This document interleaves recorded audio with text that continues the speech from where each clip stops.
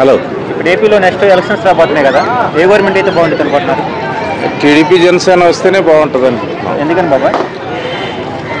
అతను వ్యవస్థల్ని నాశనం చేసి బాగా ఏపీ వెనకబడటానికి కారణం జగనే కదా. జగన్ గారి పరిపాలన బాగలేదు, పూర్తిగా బాగలేదు.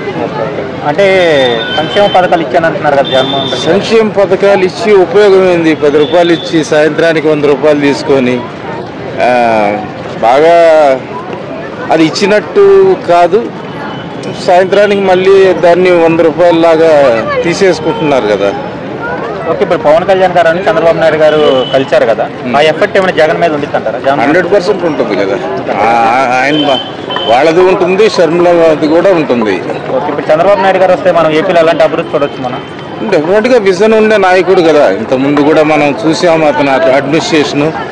అది ఇండియా మొత్తం తెలుసు అతను చంద్రబాబు నాయుడు అడ్మినిస్ట్రేషన్ బాగుంటుంది అనేది అందరికీ తెలిసిన విషయమే. కాబట్టి డెఫినెట్గా అతను వస్తేనే, ఆ కూటమి వస్తేనే మళ్ళీ ఏపీ రికవర్ కావాలి, మళ్ళీ మన పిల్లలకి భవిష్యత్తు ఉండాలి.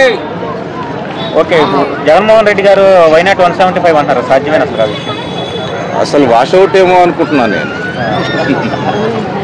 ఎమ్మెల్యేలు మార్చున్నారు కదా, ఎఫెక్ట్ ఏమైనా ఉంది అంటారు చంద్రబాబు నాయుడు గారు? ఎమ్మెల్యేలు మార్చడం అనేది ఆయన కళ అంతే. ఎందుకనంటే ఒకప్పుడు నన్ను చూసి ఎమ్మెల్యేలు గెలిచారంటున్నాడు.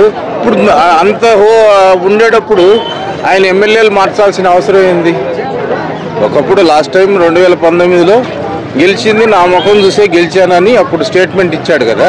ఇప్పుడు ఎమ్మెల్యేలు మార్చిన దానివల్ల ఉపయోగం ఏంది? ఓకే, ఇప్పుడు 3 రాజధానులు అమరావతికి, అది అమరావతి ఆంధ్రప్రదేశ్ 3 రాజధానులు బెటర్ అంటారా, అమరావతి బెటర్ అంటారా? అసలు ఆ పాయింట్ ఎత్తిపోయింది కదా. అది సుప్రీంకోర్టులో ఫిబ్రవరి ఎండింగో ఏప్రిల్కో పడింది వాయిదా. ఇంకా ఆ గవర్నమెంట్ లోపలికి నెక్స్ట్ మంత్ నోటిఫికేషన్ వచ్చేస్తుంది కదా. ఇంకా ఆ పాయింటే లేదు ఇంకా. ఓకే, 1 వార్డులో ఏపీకి నెక్స్ట్ సీఎం ఎవరు అనుకుంటున్నారు బాబాయ్? చంద్రబాబు నాయుడు. ఓకే.